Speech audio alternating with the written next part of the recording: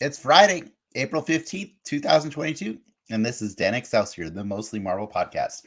I'm Dennis, and I'll be your host as we review the latest Marvel happenings across all media, as well as other superpowered stories that may have caught our attention. And when I say we, I'm referring to not only myself, but my wonderful co-host, Ricky. Heyo! That's probably the nicest introduction you've ever given right? me. I've said it for the last 2 weeks. I'm used to being dunked on. Yeah. It's harder. It's easier when there's like two people to gang up on another person, so it's kind of weird. I'll take the positive. Yeah. And like honestly, like if we're talking about Star Wars, it's way easier for me to nerd rage on you, but like there's a lot more Marvel and comic book stuff to go around, so I can respect opinions a little bit more. But just to make it more fun, let's get a third person out here so we can dunk on you more easily.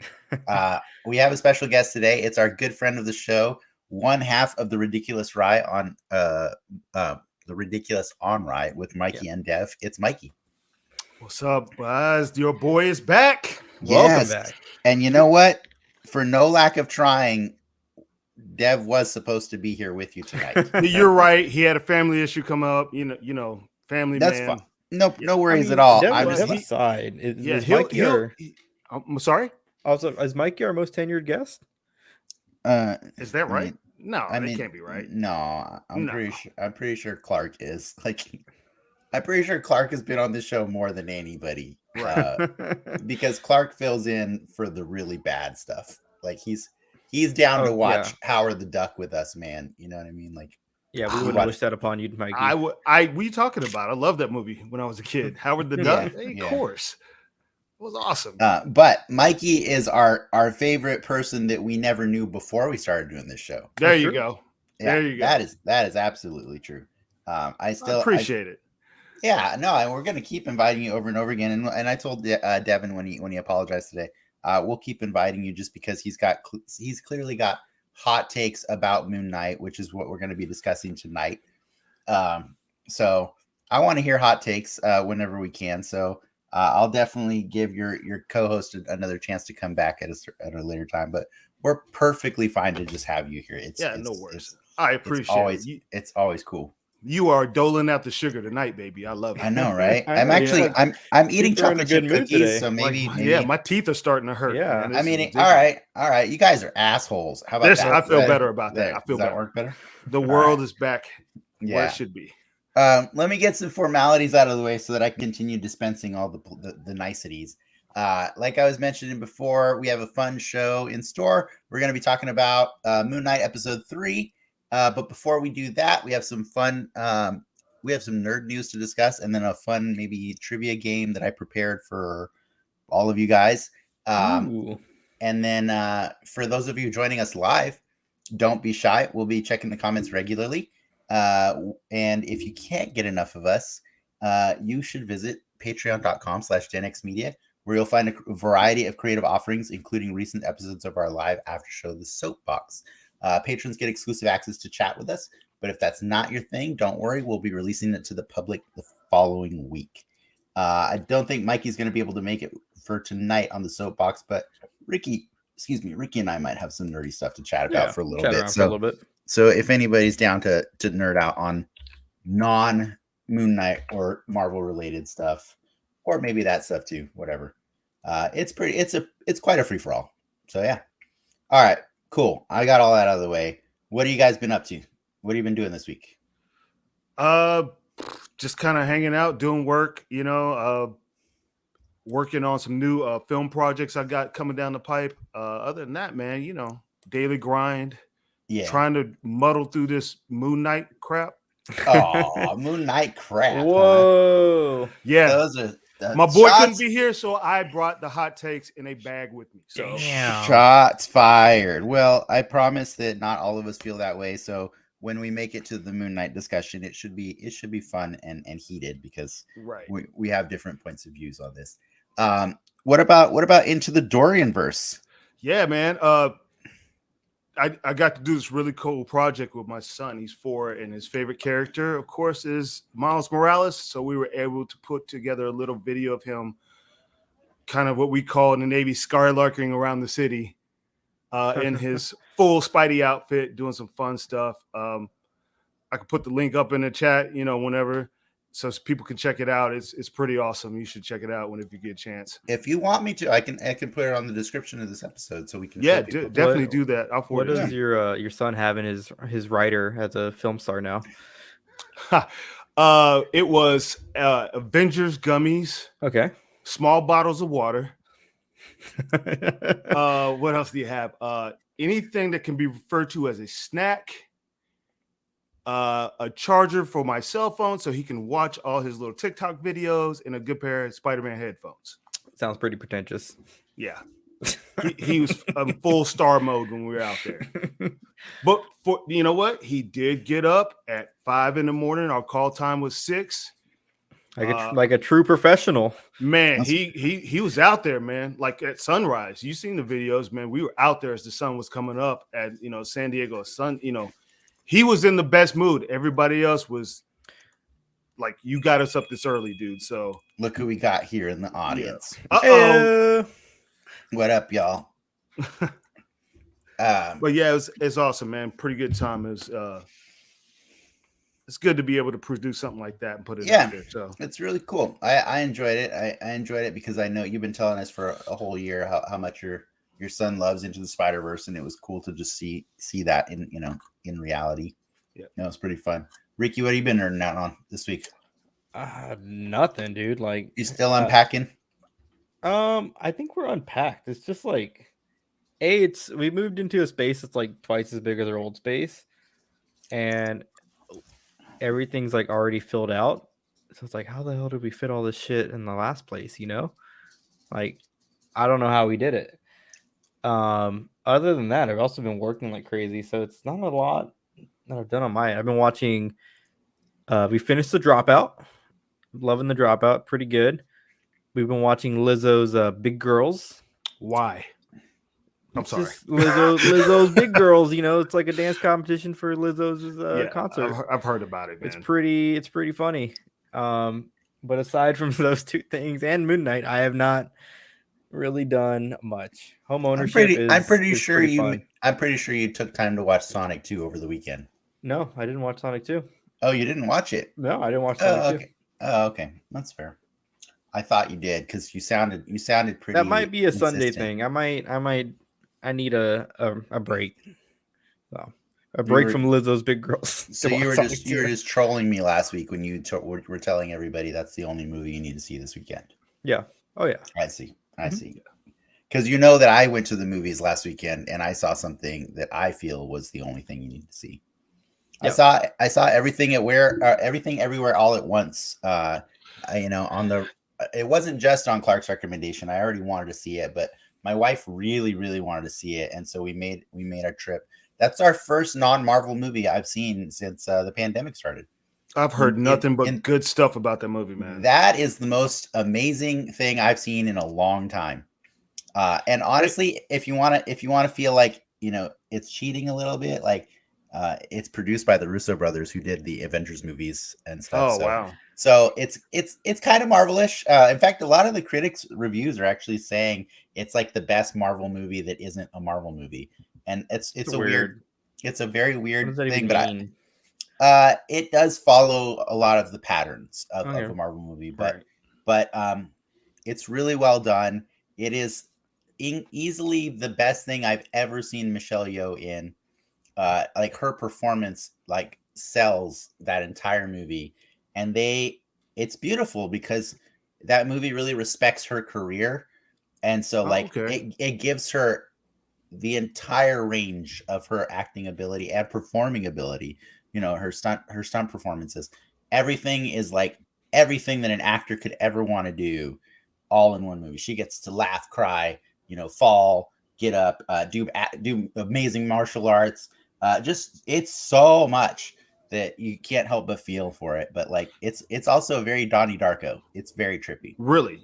Yeah. And you know what? It just so happens I just rewatched Star Trek Discovery with my girlfriend. Just like I don't love her. I don't love her on that show. She's know what? And I did comment to her. I was like, Michelle, looks like she doesn't understand anything she's saying. She's just reading the lines. She memorized the lines in English, and she's just tossing them out there. And it was not great. So okay, it's not just me then. Okay, because I've seen her acting way better in other movies. Yeah, because we had Clark on the show last week, and by the way, Mikey agrees. He's heard it was dope, and he also wanted to mention, since you're not tooting your own horn, he did mention that there's a project that Mikey recently completed, which will be out this weekend. Secret videos. Yeah, you got a good fan out here. What that is his son is currently in college for TV production, and he followed me around at work not too long ago just to show what a TV videographer does. Oh, okay, gotcha. So he kind of just made his own little documentary cool. about me, man. So nice.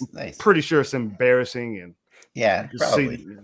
Big dork walking around with a camera all day, but But sorry, I didn't mean to change the subject on you. No. Yes, you're right. Like when Clark was on here last week, he made the point that I couldn't help but challenge. He said Michelle Yeoh is amazing in this movie as always, and I said, as always, is she Hey, really amazing? You gotta pay the bills, always? Right? One for me, one for the studio. I'm just saying, I do love Michelle Yeoh, but right, I have seen her in some stuff where I'm like, that's right. Shang-Chi, not one of them. And Shang-Chi and Star Trek Discovery are two of my least favorite things. Like, just to be clear, I liked Michelle Yeoh the first season of Discovery, but I think every season after when she comes back as the Emperor or whatever, that whole it just got really. As someone who has only piecemealed Star Trek, I've seen all the new movies. Can I just watch Discovery? Discovery, yes, it stands alone. Well, Discovery cares more about the shows than the movies. I'm fine with that. I've seen episodes of the original series, but I've never made it in a watched way it that there's different timelines. Mm-hmm. In fairness, Discovery also, while it cares about the other shows, it also doesn't care about anything because it becomes its own universe. Okay, it becomes it travels so far into the future that nothing matters. Right. It's weird.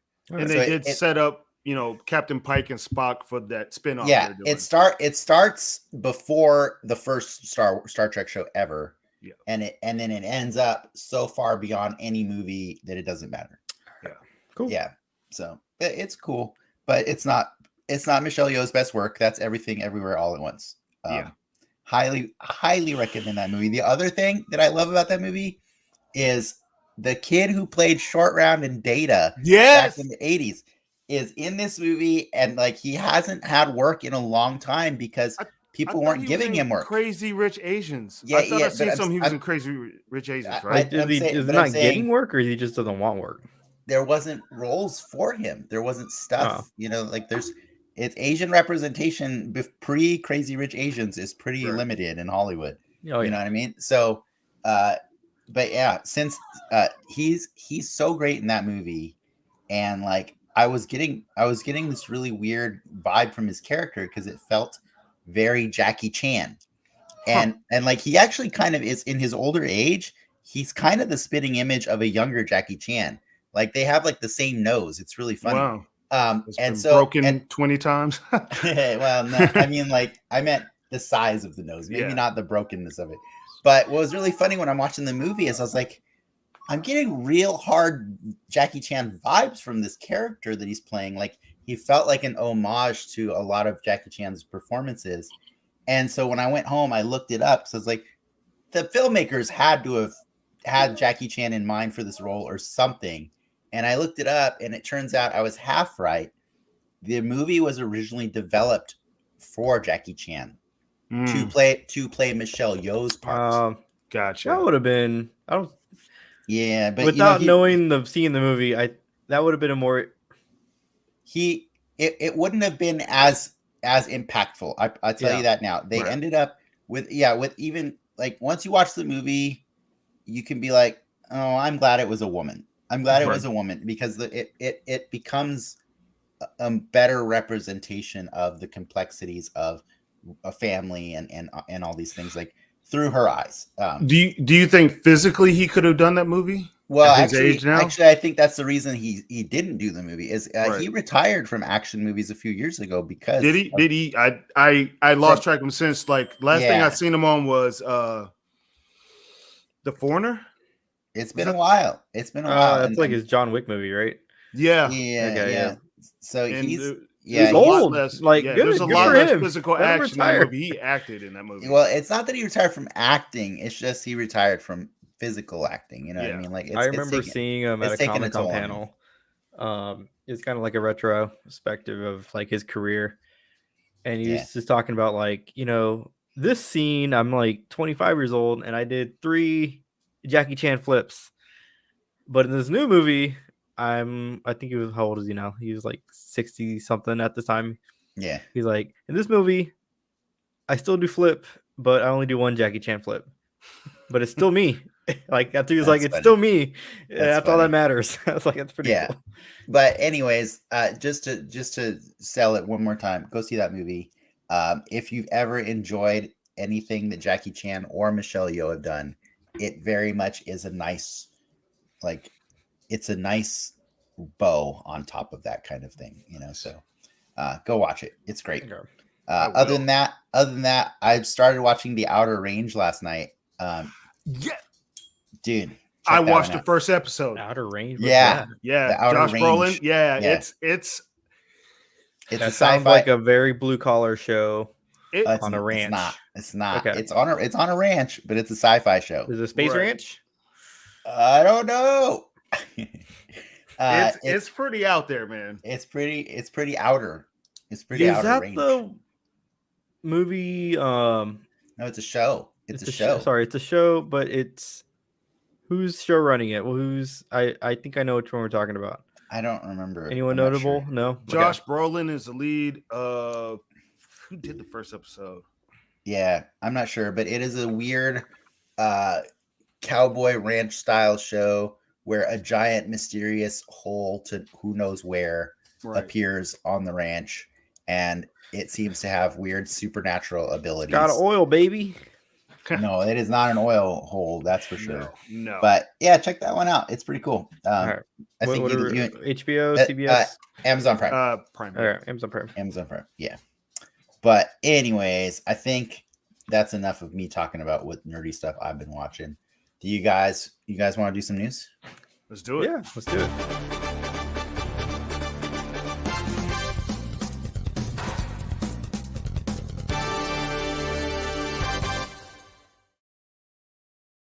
Dokie. I realized I didn't upload the slide. You like that one, huh? The new graphics dope, man. That's pretty cool. That's pretty cool. I like it. That's pretty cool. It's been that long since Mikey's been on the show. The action news, I love it. Yeah. Well, I'm glad he got to see it for the first time because I was uploading the slides. So. Nice. Alrighty. So a new ride, a Guardians of the Galaxy ride is opening up at Disney World. I believe the MGM Studio one, the Movie Land. And it was revealed today that Enos? No, it says Isan is going to be the villain of the Guardians of the Galaxy ride. Dennis, who is Isan? I don't know who that is. He's a celestial. It's clearly a celestial, yeah. Mike, I mean, the extent of my knowledge of celestials is that Eternals movie. Wait, did you watch the Eternals, Mikey? I did. You did? Yeah, he hated on it pretty good. I didn't hate on it. Oh wait, no, maybe you didn't. I actually liked that movie. I thought it was going to be a mess because there were so many different characters, but I was like, oh, this is not bad. Yeah, it's Frank that I still haven't convinced to watch that movie. Yeah, he hates that movie. He won't see it. He won't watch it. He won't watch it. What a world we live in where we have 2 Guardians of the Galaxy rides. It's a good IP, man. It really is. They are milking that thing. It's the Star Wars without the burden of being Star Wars is what that is. You know what I mean? Like that's what Guardians of the Galaxy is, and that's why it's so charming. I forgot what the weird workaround, because Disney can't do like a Marvel land in Florida. Correct. But why is that? Because the Universal Island of Adventure has a Marvel Island on it in Florida, and they're contracted for a long time. Okay. Yeah, they did some weird. It's like west of the Mississippi, you can't have a Marvel. So in other words, Florida continues to Florida. Florida continues Florida. Yeah. Yeah, but for some reason they can do a Guardians ride. But in fairness, the Marvel land at Disney or at Universal is pretty freaking cool. It's cool. Is it? The Spider-Man ride is amazing. It seems more comic booky. I will say this, without ever riding the new one at Disneyland, the one in Florida is better. Having only ridden the one in Disneyland, the Florida one probably better. Yeah. I don't know. Is Dev saying he thought that the 20-year-old Spider-Man ride was meh? I mean, what are you comparing it to? The 20-year-old Hulk, this guy, the teacup. This guy's got a lot of hot takes for not being on the camera. I'm just saying. It is cool though that the new ride is Tom Holland Spider-Man. That is a neat little Disney thing that only they could do, right? Or maybe I'm misinterpreting, and Dev is saying that the new ride is meh. I can't tell. I just realized. Up for interpretation. I guess you'll have to go to I'm Florida. trying to think of when he ever was in Florida to be on that ride. I've gone. Well, the ride opens up Memorial Day, the new one. Sorry. Wow. I didn't know if I mentioned that. But that's pretty crazy. Yeah. And it's all the actors again? It is all the actors and the voice of Groot and Rocket. But it's a roller coaster. It's not like a free fall like the one over here. So see how that goes this Memorial Day weekend. I finally watched the movie Her today. Did you like it? I really like that movie. I love that movie. Oh, the Eternals was mad. That's what Dev's saying. Okay. That's fair enough. That's an opinion that many people do have. I like it a lot. But no, Her, starring the Joker, Black Widow, Lois Lane, and Star-Lord. Like that movie has probably one of the best trailers I can think of, and I remember I saw that movie like post high school breakup when that movie came out, and it just hit me like at the right spot at the right time. Like that was a very in the field movie. But you only reminded me because I saw Chris Pratt in it, and it's like Chris Pratt right at that moment when he had been working out. Or no? He was a little husky, but he's got some muscle on him. So he was right. He was in the he was in the cut phase, in the bulking phase. He was in the bulking up phase for Guardians of the Galaxy, and it's pretty funny to see. He has a weird mustache in that movie, right? He does, yeah. Yeah. But I was just like, whoa, that's an interesting in between hybrid Chris Pratt, where it's like it's not quite the doughy one, but it's not quite Star-Lord yet, So yeah. Anyways, that was a weird tangent, but Frank's not here, so I figured I have to do those. Yeah. I gotta do this for us. Yeah. Well, transitioning from that. How is this show so filled with hot takes, by the way? Agreed on Eternal. Man, everybody's just here to show up and dunk on stuff. Hating on Eternals. Well, Warner Brothers is hating on their own universe. Their merger with Discovery kind of wrapped up this week, and new ownership basically stated that they are seeking to find their own Kevin Feige to head the DCEU. Of course they are. They've been doing that forever. The problem is they don't understand how far Kevin Feige goes back. Kevin Feige was there on the first X-Men movie. He was there on the first Spider-Man movie. Dude, he's been doing these things forever, man. Like, are they like? I mean, who's your pick? Like, if you had to name somebody, if you're gonna go with the director, people are gonna say Gunn, right? So does this mean they're gonna just scrap everything, start all over again? I don't think. I mean, I don't know. I don't think you have to start over. I don't see because a lot of complaints I'm hearing from people is like they're tired of them rebooting Batman and these characters over and over again. The problem is like reboots have always been around forever and ever and ever. You know what I mean? Like they've always been around. Like people just don't people aren't always old enough to remember how storied Hollywood is in remaking the same movies over and over again. You know, they just remember their version of it, and they don't remember all the ones after or before. Well, let me ask you this one: what character in the movies, what comic book character has been played by the most different people? The Batman? Probably Superman. Oh yeah, Superman is Superman.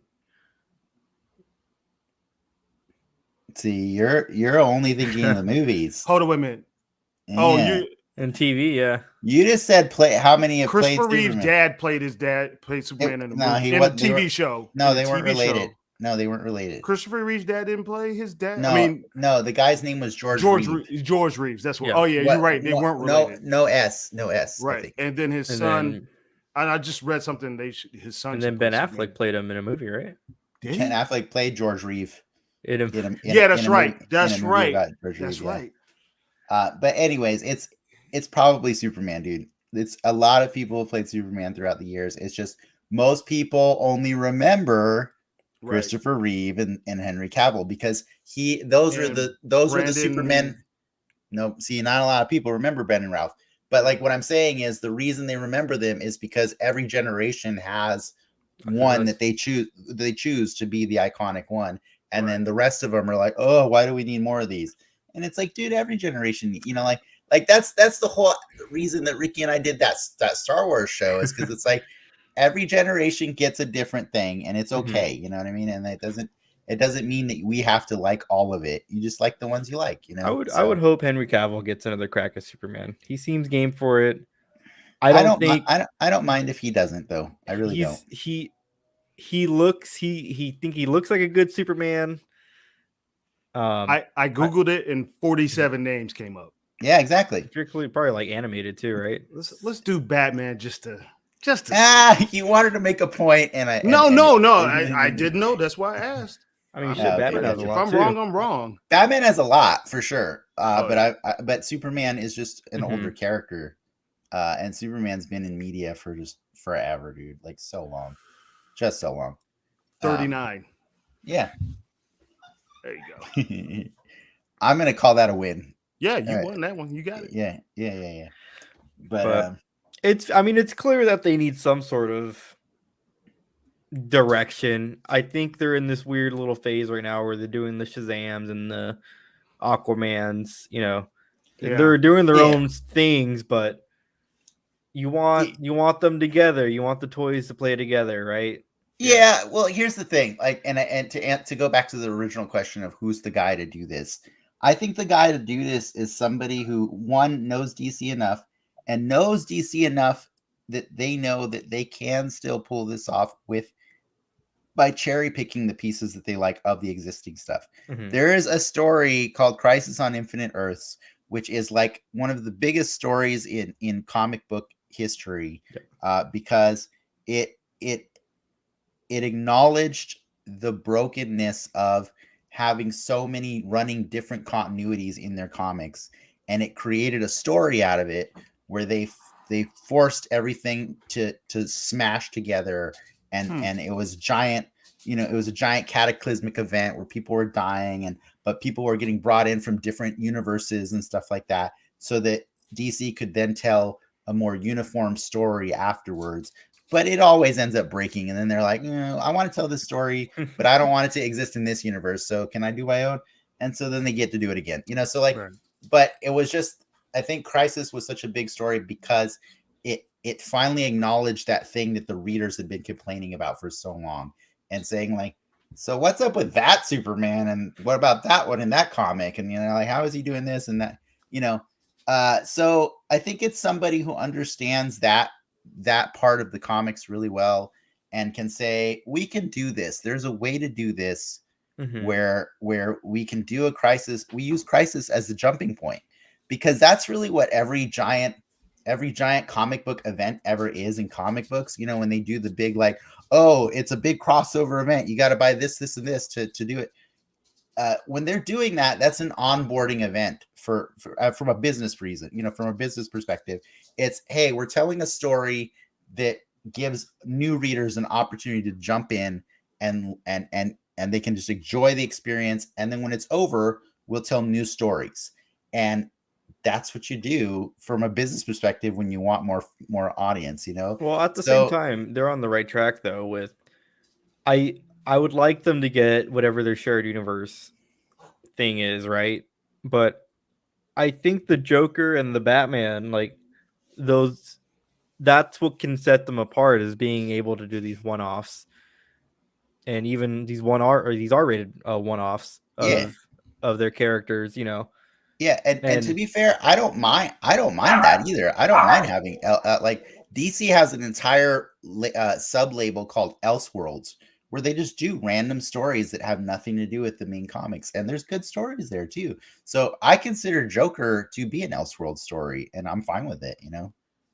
But yeah, you're right. Are you distracted by dog? There might be an intruder, but whatever. I saw your face. By the way, we have a comment from Dev again. He's on fire right now. Yeah. Will they recast Wolverine, and how will, I think, Marvel handle Black Panther? I'm interested that your autocorrect type Mar-El. Yeah, I was like, I want to know who Mar-El is. I mean, it's almost another character, right? Right. Like from Krypton, right? Yeah, probably the House of El for sure. They're gonna recast Wolverine. It's gonna happen. But will they recast him before bringing back Hugh Jackman one more time? That I don't know. I feel like Doctor Strange opens the door for one last, or for not for one last, Hoorah. for a little more hijinks to happen before. Because at this point, they're really trying to celebrate everything that Kevin Feige has ever done, right? Like this. Mm-hmm. So they brought in the Spider-Mans in December. They're gonna bring in the X-Men, I think, at some point soon. So I don't think you're gonna get another Black Panther. We're gonna get a Black Panther movie. It's happening. Well, like another T'Challa. I don't think they're gonna recast him. Well, I mean, until they reboot it 10 years from now. Yeah. I think never say never. Never say never. I just don't think currently they plan to recast T'Challa, which I think is bad. I think that's a bad move. I think their heart is in the right place to say, like, oh, no one can replace him. But like, dude, what did you say? 46 people have played Superman? Yeah, 47? like 47. The money. And the reason, aside from the money, the main reason aside from the money that 47 people have played Superman, somebody needs to play Superman. Right. Always. I think it's still a little bit too soon to replace him, though. Yeah, for sure. I'm not saying I have a timeline on when they should. That's why I said 10 years from now, for sure. Yeah. Whatever. But like, I think their heart is in the right place, but I do think that there is something to be said about kids meeting that character. And so I wouldn't be mad if they just recast him. I mean, it's not the first recast they've done. The Hulk has been recast. War Machine's been Terrence recast. Howard, right. War Machine's been recast. You know what I mean? Sometimes recastings happen for uglier reasons. You know what I mean? Like for reasons that are grosser.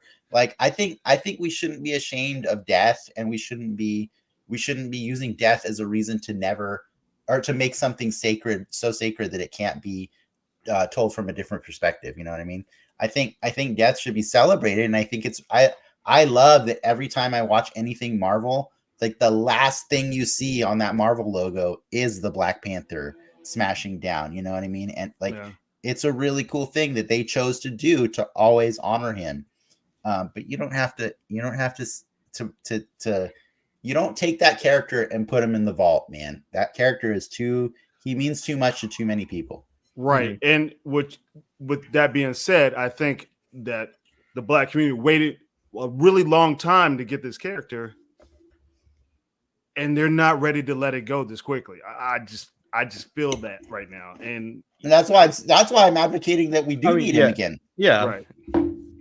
And I just think they have this love for Chadwick Boseman, without being so like deep, cynical, because he's played so many like historical Black figures too, and he's just really important. And to them, he is Black Panther right now, and I think that replacing him with somebody, I think that would just do that character a disservice, and whoever's trying to play him a disservice too, because he's going to catch hell. It depends. It depends on how they do it. You know what I mean? It depends on how they do it. Could they do it in a way that still honors Chadwick Boseman? Is it possible to do it as a multiverse thing where Right. Chadwick Boseman still gets to exist, but he died, but there's another one from another universe? There's nothing wrong with that. You know what I mean? Like that presents a different take on it. Remember, even remember What If when we got to meet T'Challa as Star-Lord? Yeah. That was really cool. I mean, obviously part of the main reasons it was cool because it was Chadwick Boseman's last performance. Right. And it really hit me in the feels, but there are other T'Challas and other Star-Lords out there in the universe. You know what I mean? We got a well, on a different. I mean, shit, we got a Black Captain America movie coming out at some point. Yeah. Cap 4 with Falcon. Yeah. Like saying not to like pass the buck, but we're if I were Disney, I would spotlight another character for sure before looping back to the Black Panther. Agreed.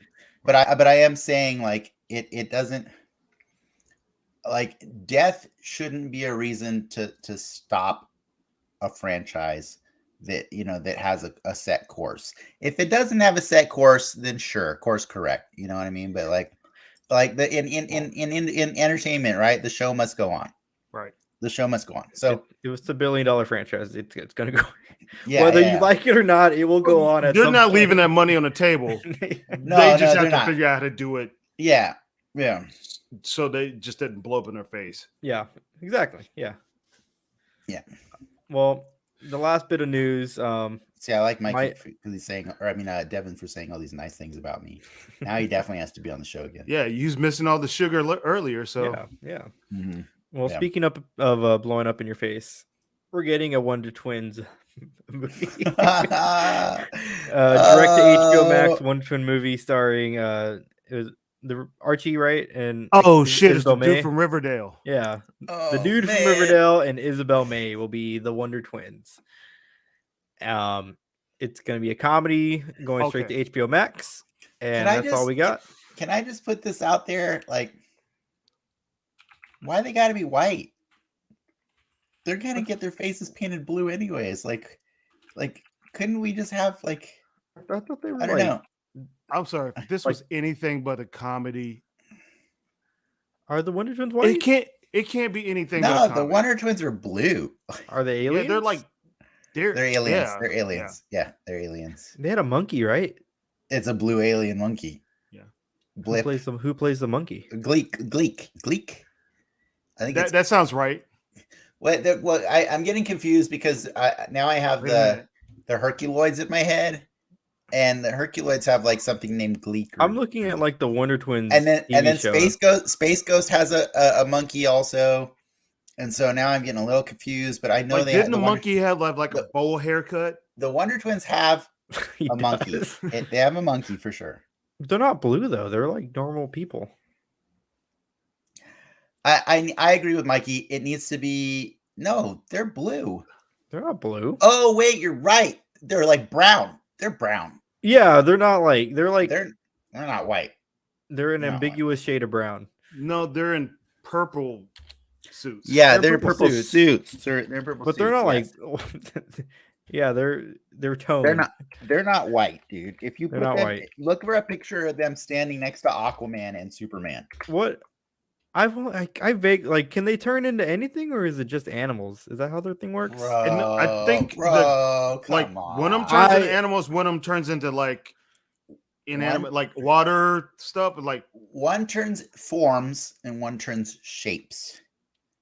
So one turns into different animals usually, and the other one turns into weird. But they can only do the switch when they touch. I always remember them turn into like a bucket of water. Yeah. One's usually an inanimate object and the other one's not. But they can't do it without the ring touch. That's the thing, right? I don't think it's a ring touch. They just touch fists. They have to touch each other. They have to touch each other to become. All right. So and they're brother and sister? Yes, the twins. Okay. That's why they're called twins. Usually twins are brother and sister. It's comics. Or siblings. There could be. Usually the word twin refers to twinning. Yeah.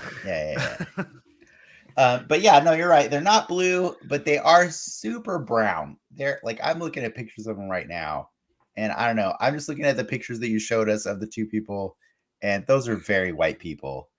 And I don't know. I'm like, the dude's a redhead.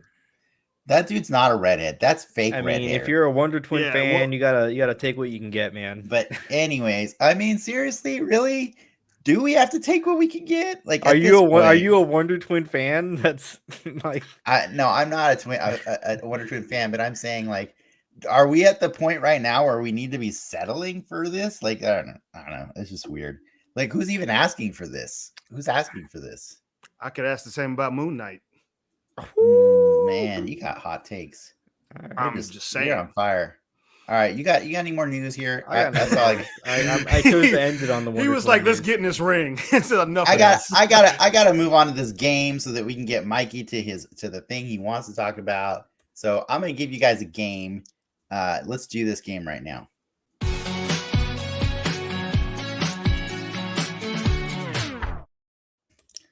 All right. So, in fairness, Mikey, I prepped a game for us this week. In fairness, I prepped this for you and your friend Dev. Now, just to correct me if I'm wrong, but I know that you served time in the Navy. Is that You correct? said it like it was jail sentence. Yes, we did serve together. Yeah. Hey, my dad was He in did the his Navy. time. Yeah. My dad was Navy. He served time too. But was Dev also in the Navy? Me and Dev served Yeah. together in Japan. We go back All right. 20 plus years. Yeah. Yeah. Okay. I kind of figured as much, and that's why I kind of wanted to do something fun that worked that in, and also because I'm assuming you're a traveled man, you've been around the world, and I, spoilers, a little tiny spoiler for Moon Knight. Before we get into Moon Knight, in this week's episode, they mentioned Madripoor. And I thought that was really cool because it's like so far this show has done nothing to lock in that it is in the MCU. But with this quick mention, I don't know if you remember where Madripoor first appeared, Mikey. This appeared in Falcon and the Winter Soldier last year. And it's a fictional Marvel universe that first appeared in New Mutants, or sorry, a fictional Marvel city or city-state, whatever, something like that. Okay. Yeah. That explains a lot. Yeah. So my confusion watching the show. It's not real. It's not a real place. But they made a quick mention of it in Shanghai analog, right? Yeah, something like that. And it got me thinking about like how many fake geographical regions Marvel has. And I kind of decided to turn this into a geography trivia for the Navy man, and possibly just for Ricky as well. So I created a game called Where the.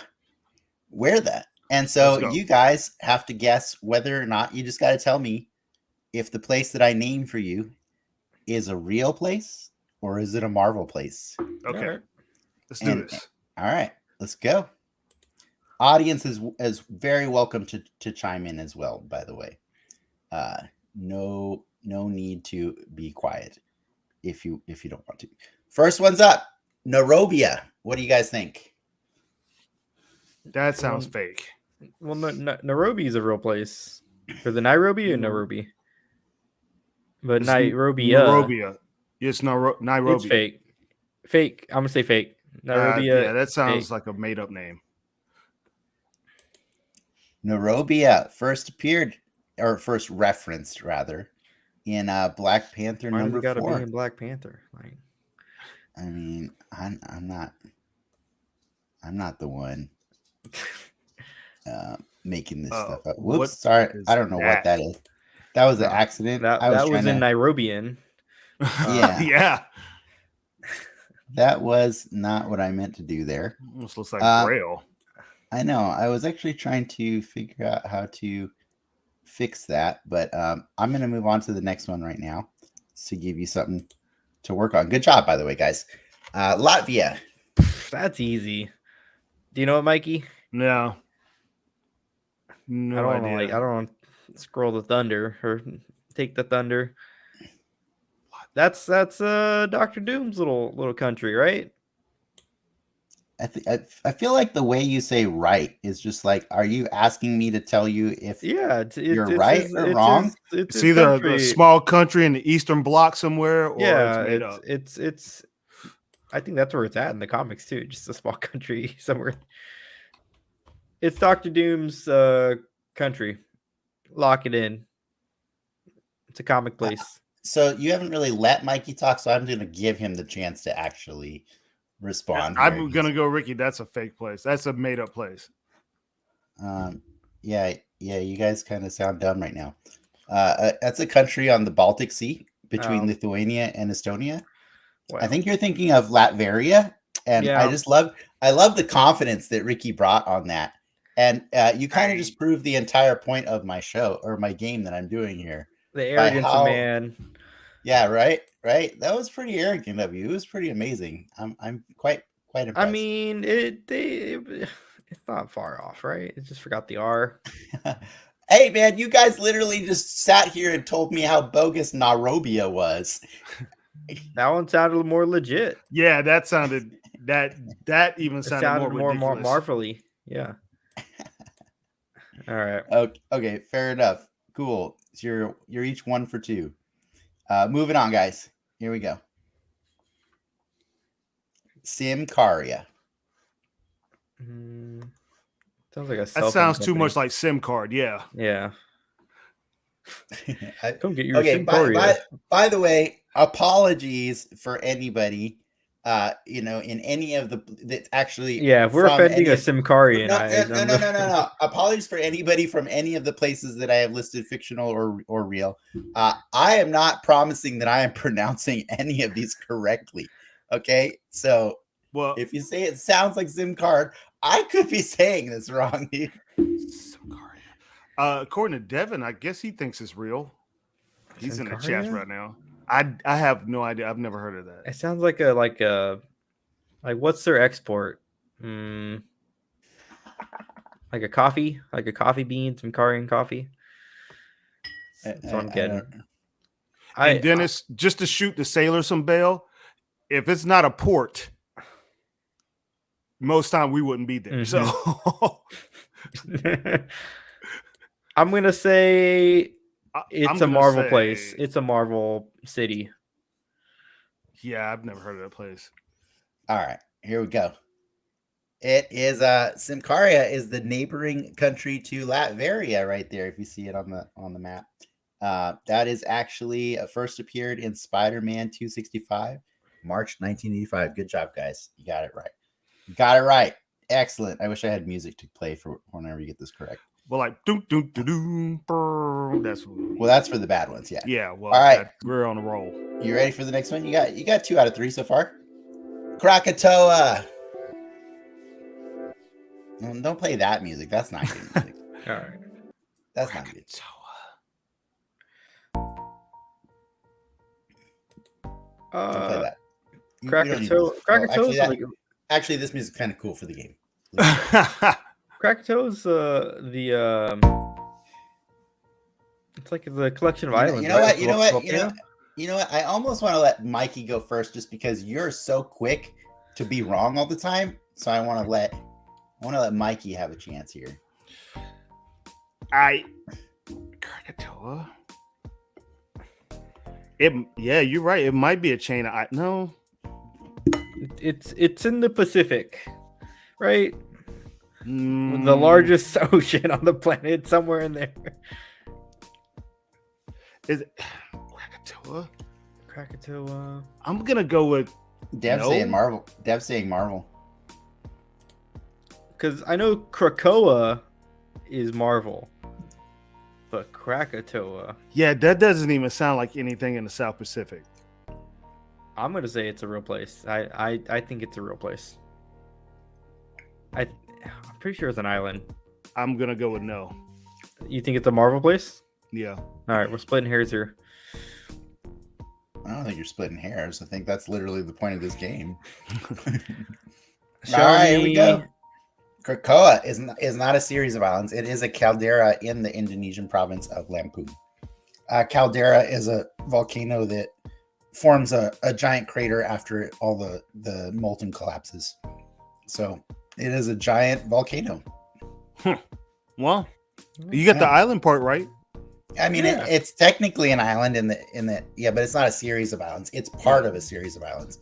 But Okay. Krakatoa is its own singular Its volcano. own thing. Yeah.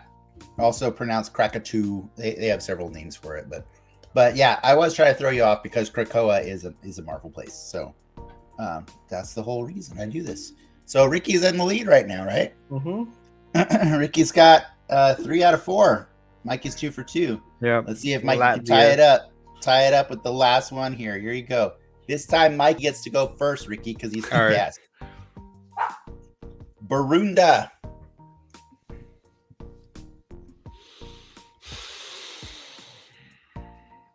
The music's pretty good. Yeah, it's like straight elevator music.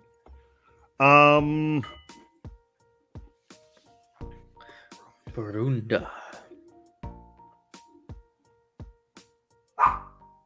I'm gonna go with that's a Marvel place. What do you think, Ricky? Barunda. The weird thing is you didn't like specify if it's a city or a country, right? I didn't say that, did I? So I feel like Barunda. Like if I hop on Google search and search Barunda, like Just to be clear, I've Google searched all of these, just so you know. I'm sure I'll find something under Barunda. I feel like Barunda is a real place. That's my final answer. And Mikey ties it. That's bullshit. Barunda. Barunda. You're thinking of Burundi, which is an actual real place, Ricky. Barunda is first appeared in Mark Spector Moon Knight #2, March 1989. It is the home country of his arch villain, the Bushman. Not the Bushman, just Bushman. It's Raoul Bushman. in Africa. It is in Africa. I just There you love go. how they just like their whole MO is just like let's carve a little piece of the map and just make up our own country. Yeah, So they just like fuck it. We're gonna claim this land for. like, we don't want to whoever, piss for anyone Marvel. off, so we're just gonna make up a fake country. I love that autocorrect betrayed Dev here. Burundi, he says, is Marvel. That is incorrect. Burundi is a real country. Barunda is Africa, or is a made up place in Marvel. But yes, autocorrect for the win. That's all the ones I got for you guys, but you did pretty good. You each got 3 out of 5. Not bad. I'm glad to see I tripped you up a little bit. You notice I ended with one on that was first appeared in Moon Knight. That's right. That was intentional. Nice little segue. I'm ready to go into Moon Knight if you guys want. Let's We go. could do it.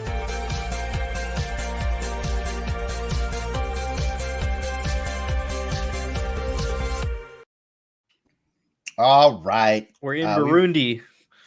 No. Barunda. All right. We waited long enough. It's time to put a spotlight on Moon Knight episode 3, The Friendly Type. Some of us haven't waited. They've just been chiming in on it the entire episode. But yeah, before we go any further, other than the minor warning I gave earlier, spoiler warning, if you haven't watched it yet, please turn away and come back when you have. You'll thank us later. And those of you who are choosing to ignore that warning, here's a quick summary of this week's episode. What was it? It was titled The Friendly Type, right? With Mark in the forefront and Harrow ahead, Mark and Layla navigate Cairo for intel. With Khonshu's help, they find the location of Amit's tomb, but at a heavy cost. That's my little write-up. Obviously, a lot more things happen in there, but I really just want to get one thing out of the way before we let Mikey chime in on everything. This episode, when it ends, is dedicated to Gaspard Ulliel. We actually talked about this earlier in the show in January. He portrayed Anton Mogart in this episode. That is, I mentioned to you guys last week, that is actually a Moon Knight villain named the Midnight Man. He actually died in a ski accident in January. Yeah. So this is the last thing he ever fully completed since before his death. And which character was it? I'm sorry. Anton Mogart. He's the guy that's the art guy that they go visit. That has the guy on the horse. Yeah. Yeah. Oh wow, he died. Wow. Yeah, he died in January in a skiing accident. And I had some interesting fun facts on him. Yeah, he died January 19th, 2022 at the age of 37. it was the last project he finished, and the end of the credits is a dedication that says "in memory of him." And also, kind of awkward because he died in January, but Marvel didn't mention it at all until this week. But they put it in the show, and then also on their website. Marvel's official pages shared a tribute to Uliel that said, "Moon Knight's episode 3 is dedicated to our talented friend Gaspard Uliel." But yeah, he seemed like a cool guy. I mean, we could talk more about him later in the episode, but like I read some cool things about how like all that horseback riding stuff, like that was actually him every time on the horse. That was really him. And that was one of the reasons that they hired him, because he was so good on horseback. He had horseback on his resume. Well, he did. He had it on his resume because he learned how to do it when he played Henry I in The Princess of Montpensier. So yeah, the director was just like, I want this guy. He rides horses, dude. So anyways, with that out of the way, I just wanted to make sure it was mentioned. So that way, if Mikey says shit like, you know who sucked, that guy, you know, like he was on my list. No, I gave him fair warning. I didn't want to put Mikey in an awkward situation where he starts dunking on dead guy. You know what I mean? It wouldn't be the first time. Yeah, well, at least this time you have forewarning. I've walked over plenty of graves. So with that said, Mikey, tell me what you thought. I'm assuming that you watched all 3 episodes this week. No. I've been struggling with them since they've been coming out. Really? It took me 3 times to get through the first episode. Wow. I watched it 3 times for fun. I did not watch it for fun. I watched it just to try to get through it. Really? And I said this to Dennis earlier. I went this thing. I didn't know anything about Moon Knight. Mm-hmm. And I really just wanted to, go into something, maybe, catch something new, be surprised by something I liked. And it was not the case. I just, I love Oscar. He's an amazing actor. It just didn't. I want to dissect this. Like what? So Oscar Isaac's not the problem. It's just the acting, or is the writing? It's just I think it's a combination of the writing and not knowing. 3 episodes in, still not knowing what's going on. Really, you don't know what's going on. Way too chaotic. Like I had to honestly unplug and actually have to read what was going on. For sure. Interesting. It's just like the character. I just don't. Both characters I find unlikable. Steven and Mark. It just gets annoying. And it's just like the reluctant hero thing has always been a thing with me. It just didn't go anywhere. It just was he annoyed me the whole time I'm watching it. It's like the British accent was fine. All that was fine. It was just the character himself just annoyed me. And once he got in the Moon Knight costume, I thought it would look really cheesy. I will give you that. Both of them. I will give you that Moon Knight has Black Panther level special effects. It's just cheesy. The Mr. Knight thing really. I was like, okay, this is dumb. Like it sucks, man. Like literally, me and Devin were calling each other like, "Are you watching this?" Unfortunately, yes, I am. It's just bad to use it as me. It sucks. It's like That's so funny. It was bad, and it just. I couldn't, everything from what's the god's name? Khonshu. I'm sorry. Khonshu. Yeah. Even the guy that does his voice, it comes off like just like this goofy version of,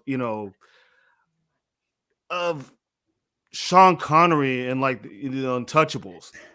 I don't love the mixing that they give Khonshu. Pick up the scarab, but it's just this weird. Like his voice is mixed super weird in the show. Yeah, it's just really loud. It's just loud. There's no direction to where or what it's So I'll agree with you there. I'm gonna step in and finally defend this because wow, that was impressive. As far as Khonshu goes and his loudness, I think we got a scene in this episode where we got to see Khonshu defend his actions at the tribunal of the Ennead. Yeah, and it was really funny to me how everybody else in their avatars was normally speaking, like just speaking completely normal, and Khonshu kept yelling through Mark. He's like, Right. no, you gotta do it. And it was really funny to me, and it makes me think that they were giving us a look into the character as he's a really, really emotional guy, I guess is maybe I think but, unhinged. Yeah, unhinged is fine. And so like when I saw him doing that as Mark, it kind of retroactively made me okay with all of it in the previous episodes too, because I'm like, whoa, as far as just the yeller, as far as the gods go, comparatively, maybe there's a reason he did pick Mark as his body, because Khonshu is a little out there, man. He's like everybody else is very cool and collected, and very reserved. Which I thought that whole collection of gods were idiots. If they were going to sit there and listen to Ethan Hawke's character over this, well, I was like, how did they not know what's going on? Well, Ethan Hawke Ethan Hawke has earned the right to talk to them too, because he was Khonshu before. He was the avatar of Khonshu for a long time, And so I get that, but the gods clearly don't like Khonshu. Well, so they're like, let's hear from the former avatar, because what is his case?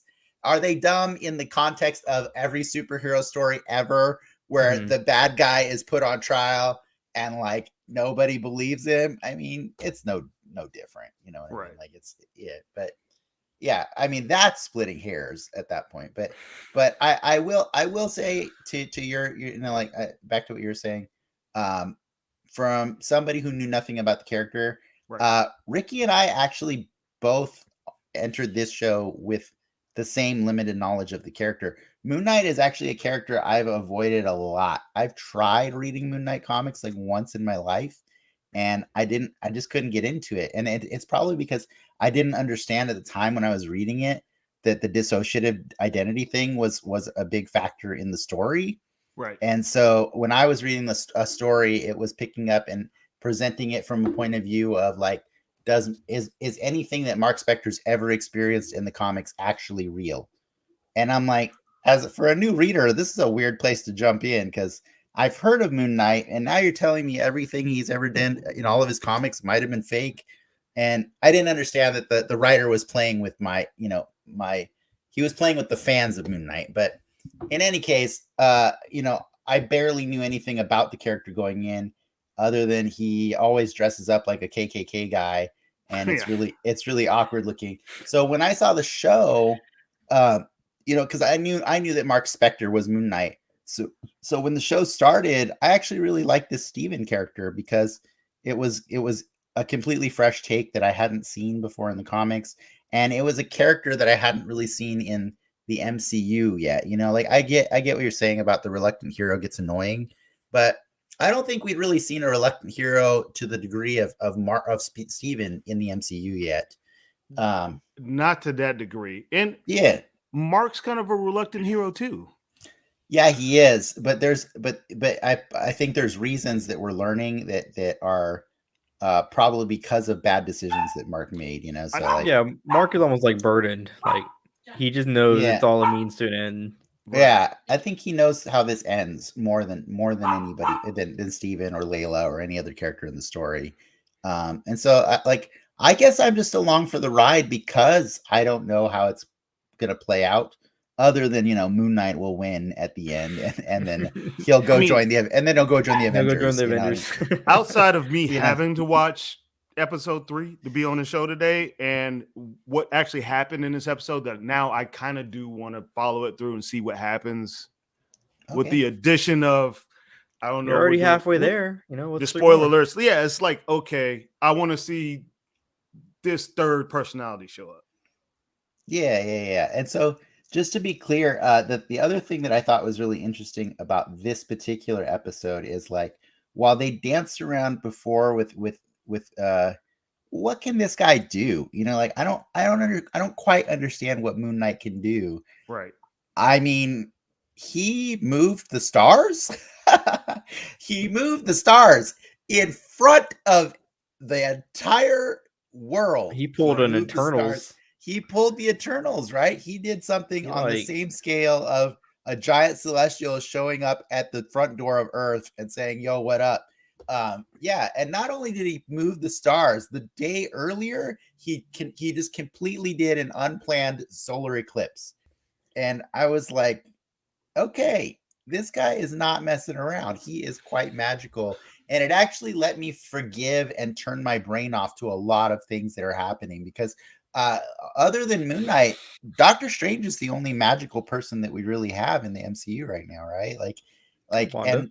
and okay, yeah, sure, Wanda, yeah. Wong. But with Wong falls under the umbrella of Doctor Strange. It's Right. but you know what I mean? Like those two stories.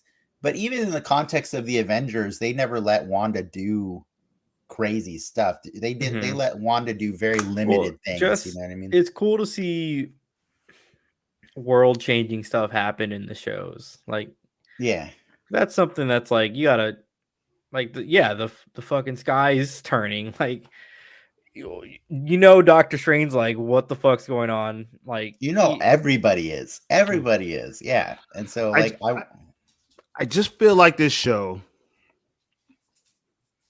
How I want to put it. I'm waiting.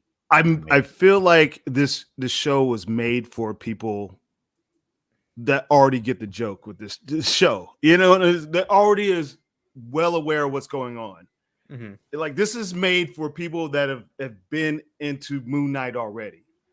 Like I don't know because I was never into Moon Knight and I really dig the show. I think going into Moon Knight knowing about his multiple personalities, just having that pre-existing thing with Moon Knight makes the show a lot easier because like Selena is hella lost with a lot of what's going on. That's because getting because during the it's getting he's just like slam cuts to another place and he's just in this other place. It's like, where is he in the world? When we were talking about that made up place in the Middle East, the country we were talking about, Madripoor, right? We were sitting there watching it. I was like, is he in Egypt? Is he in Cairo? I don't know where this dude is at. And then I'm like, looking at this place, and I was like, what is that place? He was in Egypt the entire show, the entire episode. Was he? Yeah. The entire episode was in Cairo. Yeah, it's like I was actually looking at landscapes to try to figure out where he was. You know what I actually liked about that is like, because I could tell, like I knew that they shot in Cairo for the show. I was just enjoying all the scenes, like all the scenery. I was like, wow, I don't think I've ever seen all this in a movie and TV show. When's the last time you get to see Egypt look metropolitan like that? Exactly. So I really had a different take. Instead of saying like, where's this? I was like, wow, that's beautiful. Like I don't think I've seen that in TV or movies ever. So I was just enjoying because I know the director is in himself Egyptian. He's from Cairo. Correct. Yeah. And so like I was really stoked to see this director taking this show and showing off his culture and the places I think that people don't realize that Cairo is an actual like city that just so happens to be next to the pyramids, but like it is a city. Like, it's not like the desert. Yeah, because you think of like Egypt and also the proximity too. Like the pyramids are like in Cairo. Yeah, they're right there. I do have to point out something from the comments because it pertains to that whole Moon Knight moving the stars and everything. C Cow Soda is wondering if all the offices in the MCU give their employees mental health days for all this world exploding stuff, or just like capitalism, I keep wondering that. I've been wondering that ever since the snap, ever since Thanos just erased half the universe. You gotta wonder, like, do people just give every other Friday off, what is the mental health like course of action when your employees all look up and the stars are moving, all like rewinding 2,000 years? That's like, honestly, if I look up and the stars move like that, you say, I'm calling out. That's happening. At least for the half day, right? At least half day. There's really no reason for me to go to work tomorrow. Yeah, PTO, you're good. Yeah. What are the non-powered people up to and how are they dealing? I feel like that is a show that has to happen. I know that's the show that we thought Agents of S.H.I.E.L.D. was going to be, and it was not. But I do want that show. I want to know how regular people live in that universe, because that universe sucks, bro. Like that's like your half your family died 5 years ago, and then they move into your house again, and then a couple months later, a giant space god shows up outside of the orbit and just freaks you the fuck out. And then a couple days or weeks later, there's an eclipse for no damn reason, and then all the stars. And like, what? Like, can you? Well, what happened to the people on the other side of the world? They have the internet. I know, but like, was the sun tripping out too? Like, they have the internet, bro. That's all I'm saying. I mean, that's a fake news situation right there. If I didn't see it. Wait, is it? It's a lunar eclipse. Sorry, it's not a solar eclipse. Oh yeah, but like when the stars are shaking, it's a lunar eclipse. Like it's daytime in the U.S., bro. It didn't happen.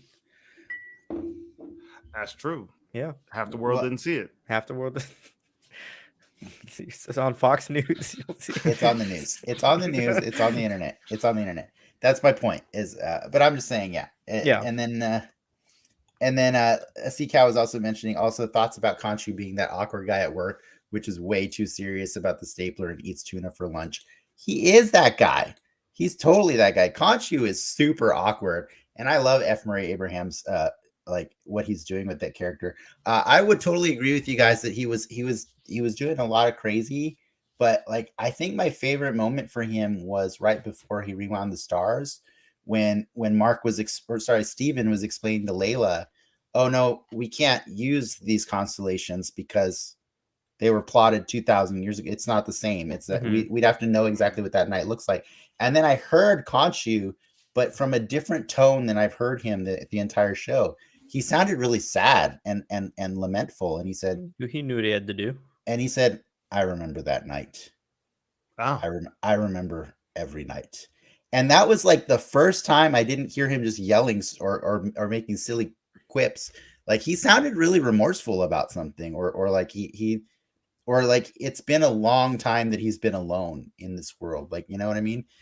So I think I'm just willing to give the show a bigger benefit of the doubt, because it feels like there's a lot that they haven't told us yet. But I have enjoyed the stuff they showed, minus the silly special effects. But my counter to the special effects is I honestly don't know what a magic cape is supposed to look like, or a magic suit that wraps around your face. You know what I mean? Like, yeah, magic moon cape or magic crescents that come off your chest and like all that shit. It's silly looking. It like the special effects look as bad as like when Black Panther's head wrestling a rhino. Like I thought that was like some of the worst special effects in the MCU. It's the one ding I have against that Black Panther movie, and it sucks because I want that movie to be better than that special effects. But I mean, he looks like Moon Knight. He's doing the Moon Knight things. I know I have a much lower bar than you when it comes to this type of thing. No, you know what? You're wrong though, and I think it's okay that you're wrong in this point. He actually doesn't look like Moon Knight, and that's a good thing. He does not look like a Klan member. Because he has a more pointy hat, right? Or it just comes in like the Deadpool little thingy on the back. Moon Knight in the comics is just straight up wearing a white cloth costume that he made with a white hood. And I would way rather have Egyptian mummy wraps to explain why he's all in white than have a white dude that just, or a whitish dude that just put on a white suit with a hood. You know what I mean? So man. I like the mummy wraps. I was waiting for Brendan Fraser to show up and handle that shit. I definitely got some Brendan Fraser mummy vibes for a moment when Harrow was using the scarab to lead them to Amit's tomb. Right. And like there's an entire posse of people, and the music, everything felt very mummy. Yeah. But I mean, is that us just being racist because that's the only context we have for Egypt is mummy movies? You know what I mean? Like that's maybe I'm willing to own that. Like Brendan Fraser's pretty much our window into Egypt. Like I just want him to come in and kill everybody so I can stop watching this shit. The Tom Cruise mummy too, right? It's better forgotten. Forgotten is what that is. I will say there were things that I didn't like as well. There's a lot of things I like. One of my favorites, like I said, was Khonshu like really I started feeling more range to his character. Well, you But get a perspective of how his peers see him. Yeah, and I think that helped. It sets a really right. It set it the bar helps- for yeah, where it sets- Khonshu is. yeah. But I also there was a few other things I really liked because I'm trying to balance the scales here. But I really liked how it started with Layla getting that her passport from her friend and like having that conversation about like archaeologists and stuff and like her friend made some comment about her stealing and she's like, I don't steal, they've already been stolen. And it's like so true because I was talking about this with Ricky a few weeks ago about how like I went to the British Museum like a few years ago and I was just blown away to see King Tut just sitting there. I was like, shouldn't this be in Egypt? And I wasn't cultured enough to realize like no, the English just go and steal whatever shit they want. Their MO. Yeah, and they just say no, it's ours, and they just keep it. And I just feel like that's so gross that King Tutankhamun is not being put in a museum in Egypt somewhere, but like whatever. So I really like that they called out like the BS of archaeologists. Archaeologists are kind of gross sometimes because like grave robbers. They operate on the entire like logic of finders keepers, losers weepers. That's the entire thing in somebody else's yard. Yeah, in somebody else's yard. Yeah. And then the other thing, like I liked I kind of liked that like in the trailer for the show we saw the glass pyramid, and I kind of thought that meant they were going to go to Paris at some point because there's a glass pyramid outside the Louvre. Mm-hmm. But no, it's just a replica at Anton Mogar's house, and so I thought that was a cool little misdirect from the trailers. That said, like Ricky had mentioned this last week, like as far as the reflection thing, like he was like, how long are we keep doing this reflection thing? It's gonna get old, right? Like less, but they're still. I'm still surprised. I thought it got kind of old this week. I was like, dude, what were the reflections he was seeing inside the Pyramid of Giza? What aren't those things just made of stone in there? Like I was lined with like gold, right? Didn't they use them? If they were lined with gold, that for shit like was stripped. shiny to light the inside of the. Well, they okay, should just have all right. in there. Maybe I'm wrong. I thought it was excessive how many times he randomly ran into a reflection. Maybe I thought the shot with the knife was cool. There's also the like knife, a little the knife weird. one I liked. I like the knife one. They brought back the switch. When he switches personalities, that little eye flutter thing that wasn't something that we really got in the last episode. Yeah. But this time from Mark's perspective. From Mark's perspective, and then seeing that there might be a third person hiding in there. Yeah, and I did look it up. I read up a little bit on Moon Knight just because like I was saying, I haven't really read the Moon Knight comics. I keep meaning to. I keep trying to carve out time over the weekends to read them. But Ricky, you had mentioned last week that you're pretty sure you read one of them one of his personalities is a millionaire. Yeah. And I said I think it was Mark because he's a mercenary. Yeah. I was actually wrong. It's actually Steven. Steven is the millionaire. Steven's the millionaire. In the comics. So they're going in a different direction here. And I'm actually okay with that because I think I get a little tired of the default reason the superhero can do all the things he does is because money. Like, so it helps. I think magic is a perfectly fine substitute that lets us not have to like question a lot of things. Mm-hmm. But yeah. What do you think about him being magical, Mikey? I mean, it's Egyptian god, right? I mean, what else would he be? Right. Is he still magical now though? Okay. No, he is not. I was a little confused at the end. Right. They sealed him back in the little statue. Oh yeah, no, he's not magic next week for sure. So Khonshu's not or Moon Knight. Remember he said tell if we get out of this, tell Mark to go free me. So that's Steven and Mark's job next week, right? Is they have to free Khonshu.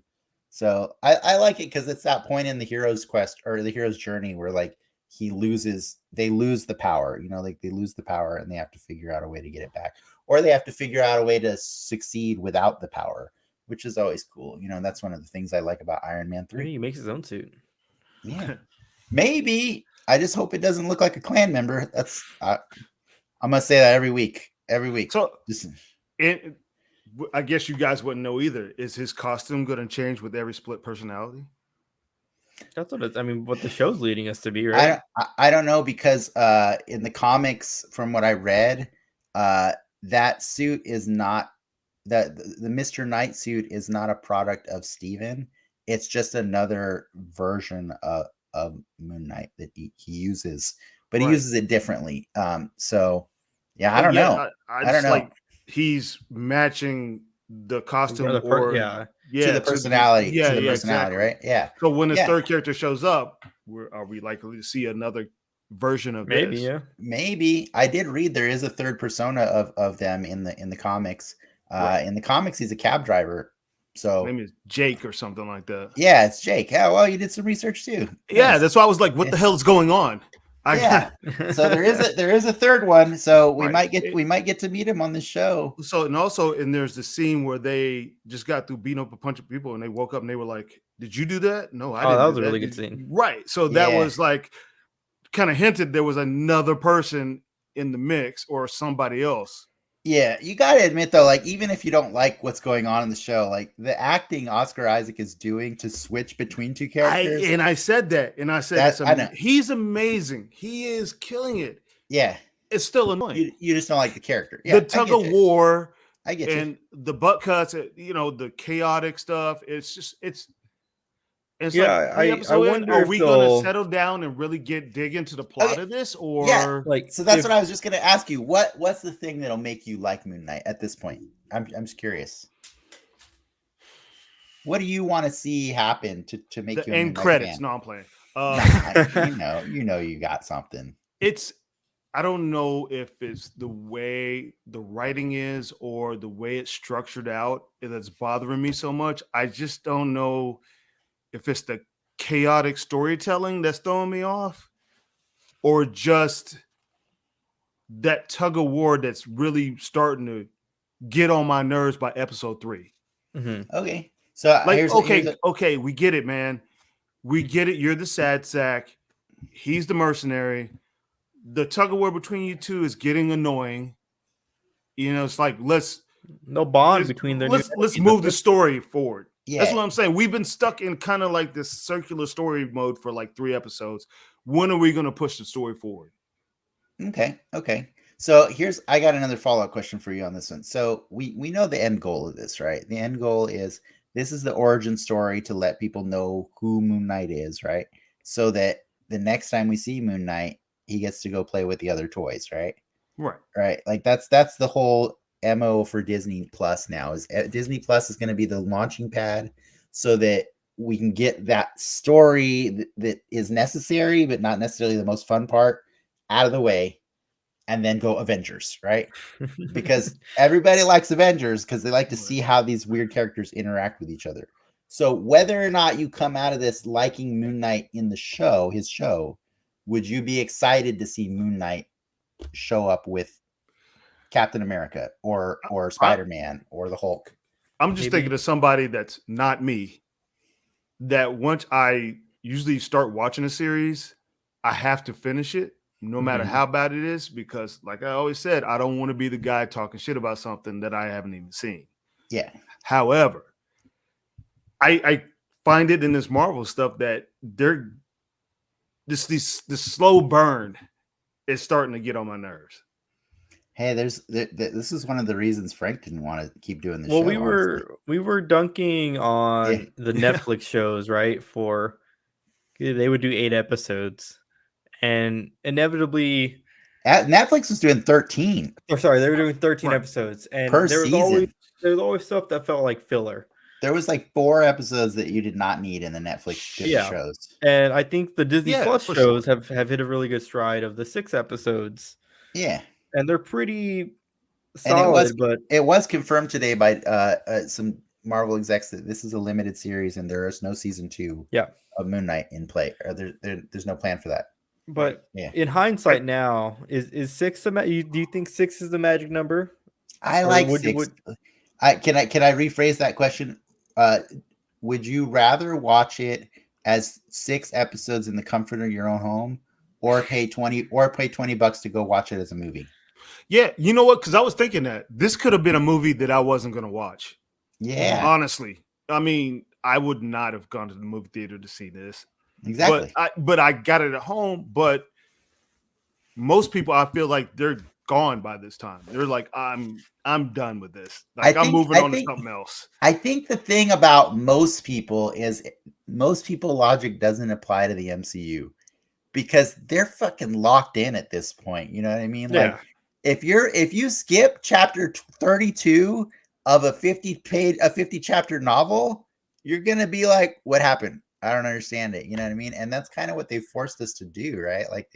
Like every story they tell is another chapter that will make better sense down the line, right? Okay, and help me out because my memory sucks. But is this the first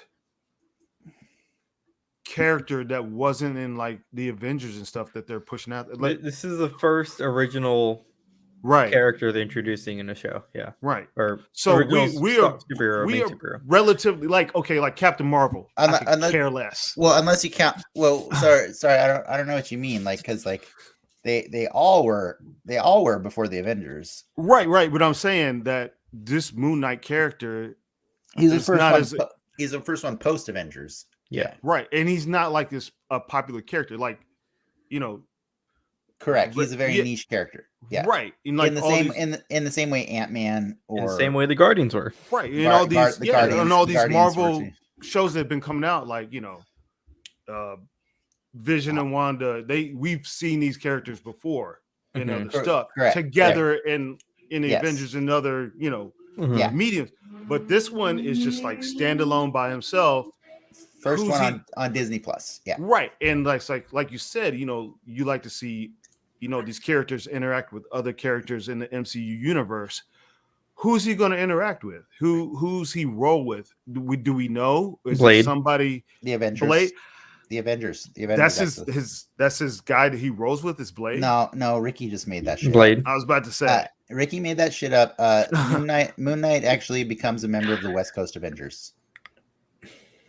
In the comics. In the comics, he's an Avenger. Wow.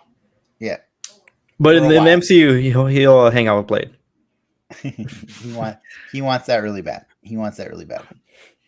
But yeah, the Avengers, like in fairness though, in the comics, the Avengers pretty much has had everyone be a member, but he was actually for a solid run, like in the West Coast Avengers, which was kind of a team that Iron Man set up, for I think Hawkeye to lead.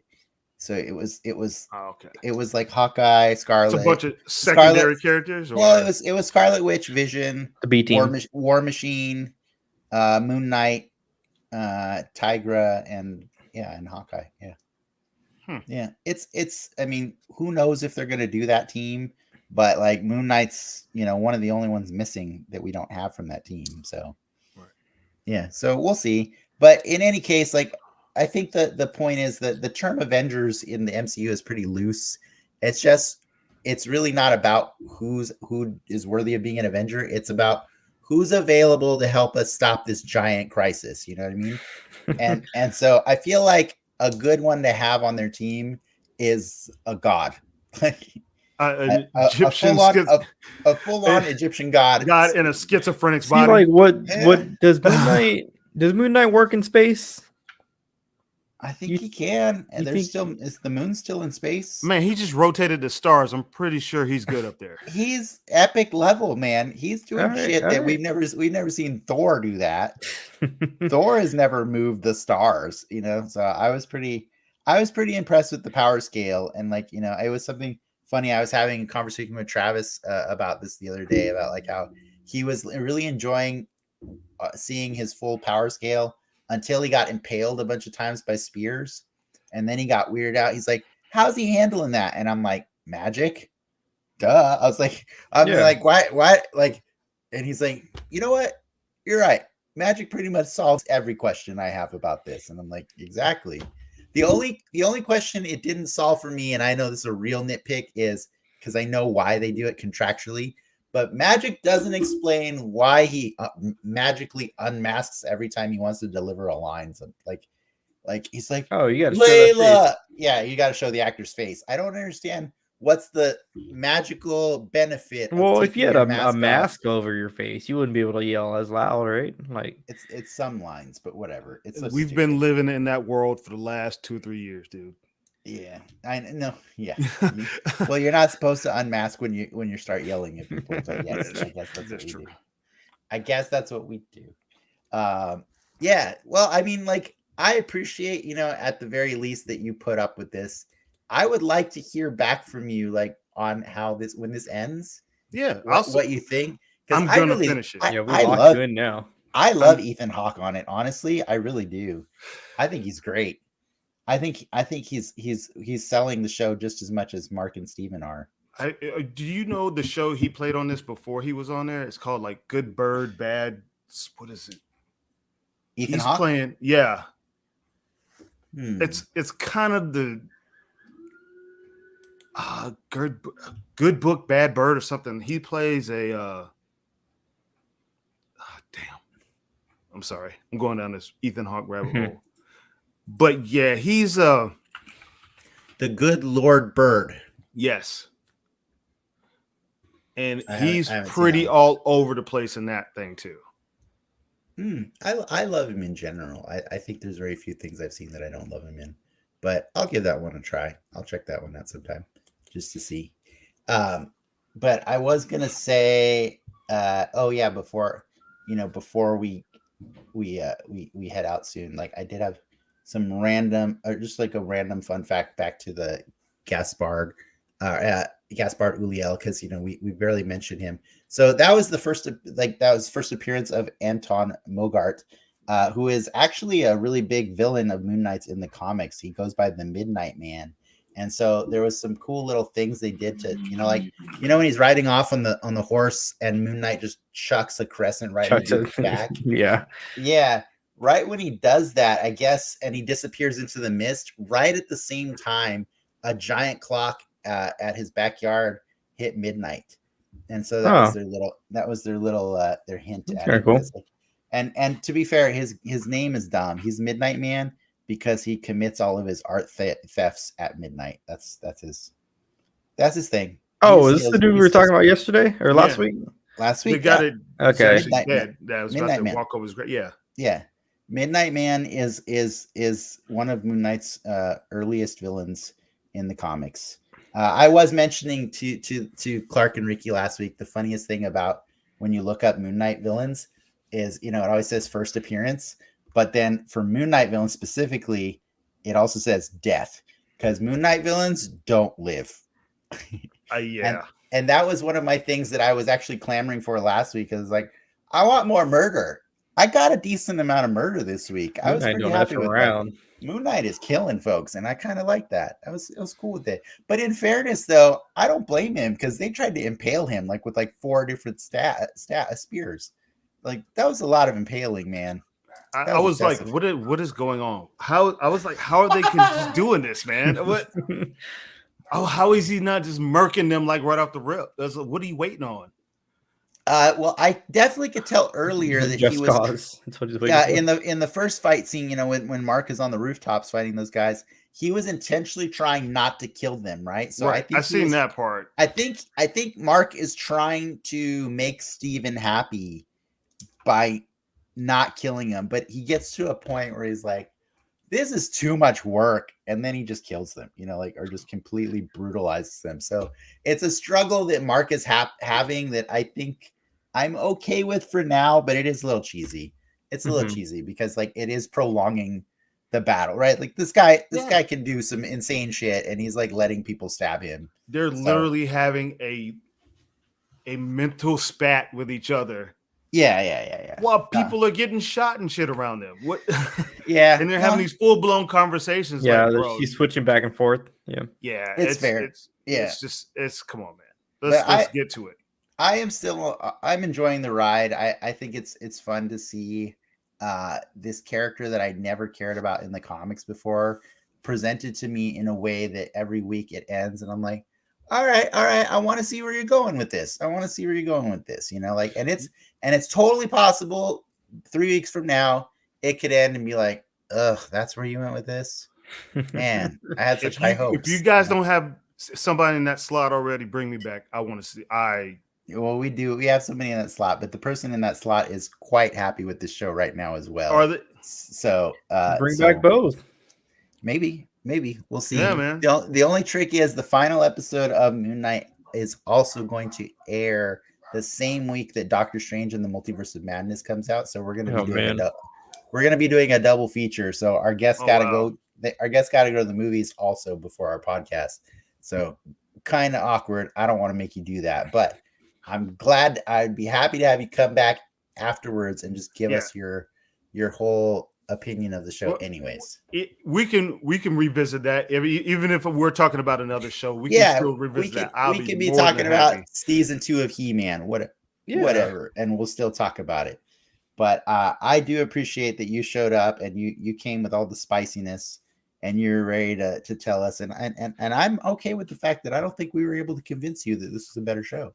I think like I'm racking my brain to try to just find to have a base. Like, and there is some good in it. Don't get me wrong. Yeah, if you don't like The Reluctant Hero, you watched all the shows, though, right, Mikey? All the Marvel shows. I'm sorry. You watched all the Marvel shows, right? Yeah. What's your ranking? It's just so you don't get to rank Moon Knight because it's not done. Right. Jesus, I actually got to look at a list right now. Then yeah, WandaVision. You got five shows or 4 shows? 4 shows. 4 shows. Falcon and Winter Soldier. No, five. No, and What If? And What If? Okay. 5 shows.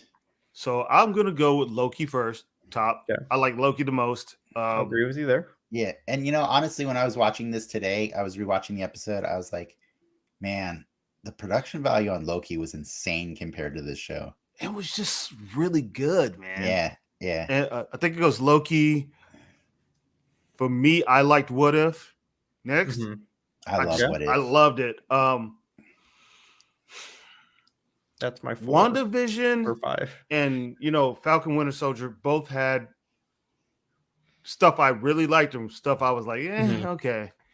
I'll put WandaVision above Falcon just because of the way it morphed through the decades with the TV stuff and just the production on that was just super cool. And the 5th is I'm guessing Hawkeye. Hawkeye. I think we're all in agreement that Hawkeye is the last one.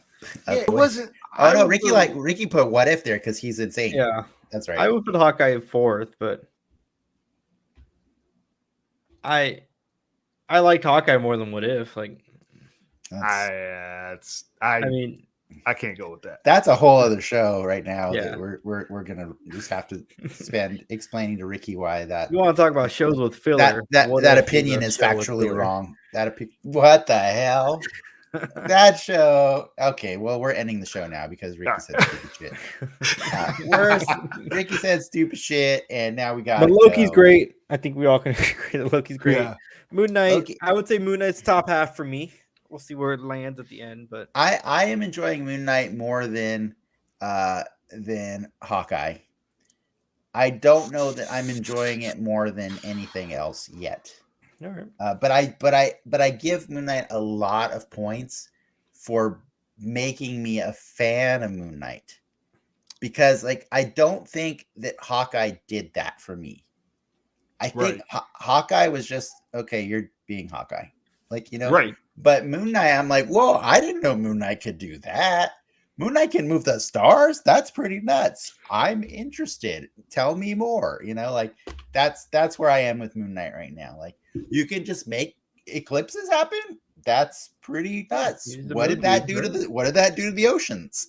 The tides are probably really fucked up right now. Namor's fucking pissed. Yeah, you know what I mean? We weren't given a chance to talk about what did that do to the planet just because Khonshu was trying to make a point. Oh, yeah. Fucked up everything. And I'm pretty sure we're not going to get an answer to that, but man, I would love an answer to that. That would be great. If we What if next week is all just that, showing what happened to what happened to Earth? Everybody's in a panic because of what Moon Knight did, and like that would be a weird episode. I don't think they have time to do that, but it would be interesting. Anyways, all right. Seriously, I do gotta wrap the show. Mikey's got to get going, and I did appreciate it. Thank you to Mikey and Ricky for nerding out with me today. We'll be back next week discussing Moon Knight again, episode 4, and all the latest news with special guests Eric and Joel. They're back, which means we're gonna get drunk as F. It's gonna be they like to drink for the show, and I like to kind of just mimic whatever the guest wants to do. So if you ever want to get drunk on the show, Mikey, just let us know. Mikey. We are 7th Fleet sailors, so we are. All right, bring it. All right, next time we're doing shots. Every time you dislike something about the show we make you watch, we're doing a shot. Now that sounds epic. I'm totally here for that. All right, cool. That's not fair. Mikey likes things that we make him watch sometimes too. Remember when we made you watch New Mutants? You love that one. I did like that. Yeah, surprised. That's why I was like, I'm trying to be surprised. This is we can't surprisingly bad. We can't knock him out of the park every time, and it's not our fault. We didn't make Moon Knight. Whatever. You did. Still we did. But yeah, thanks to our patrons for supporting our growth and to our audience for tuning in. If you had fun, please remember to, what is it, Ricky? Like and subscribe on YouTube, Facebook, Twitter, and Twitch, right? That's all of them. There's a lot of them. Instagram. And follow our Patreon too, right? Instagram, TikTok, and by the way, it's at Denix Media for all of those in case you're looking for it. Yeah, just make sure to like and subscribe there, and check us out on Patreon in about 1 minute from now, where we'll be doing the soapbox and talking about random shit, and then we'll mostly be shit talking Mikey and being like, wow, I can't believe he didn't like Moon Knight. Yeah, we have Dev on the soapbox right now. Yeah, Dev's coming on there. He's going to be there, and it's going to be funny. Just come hang out with us for a little bit on a Friday night. Yeah. But yeah, I think that's it. We'll see you next week on Den Excelsior. True believers. Enough said. See you guys. Thanks, Mikey.